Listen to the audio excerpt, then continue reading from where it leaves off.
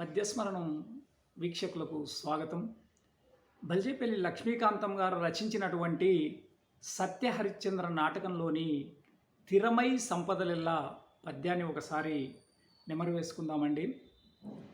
అది సందర్భం ఏంటంటే, విధివశాత్తు సత్యవాక్ పరిపాలనకై హరిశ్చంద్ర సార్వభౌముడు తన యొక్క సర్వస్వాన్ని కోల్పోయి కాటికాపరిగా అనగా శ్మశాన పర్యవేక్షకుడిగా విధి నిర్వహిస్తూ అక్కడ వైరాగ్య ధోరణిలో పాడినటువంటి పద్యం అండి ఇది. అది ఇప్పుడు తెలుసుకుందాము. ఏది నా భార్య, ఎక్కడ నా కుమారుడు, ఏది నా రాజ్యశ్రీ, నేను ఏకాకినా కాదు, సర్వజనులను ఏకాకులే, అన్నదమ్ములును ఆలు బిడ్డలును కన్న తల్లిదండ్రులును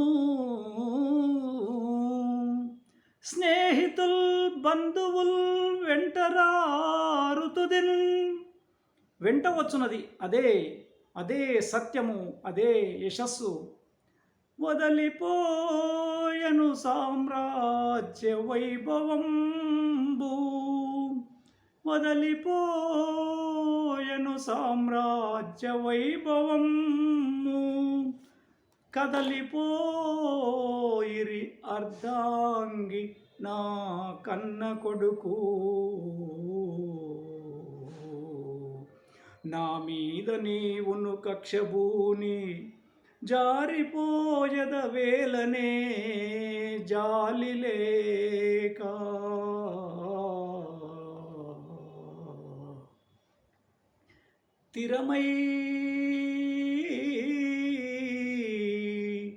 తిరమై సంపదలెల్ల వెంటనొక రీతి సాగిరావు,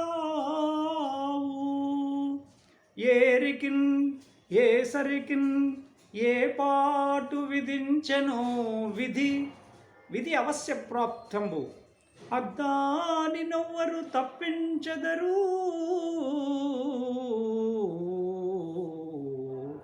ఉన్నవాడనని ఏదో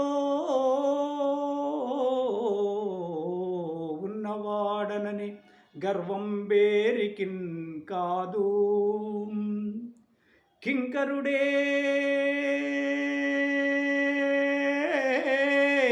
రాజగున్, రాజే కింకరుడగున్, అది కాలానుకూలంబుగన్.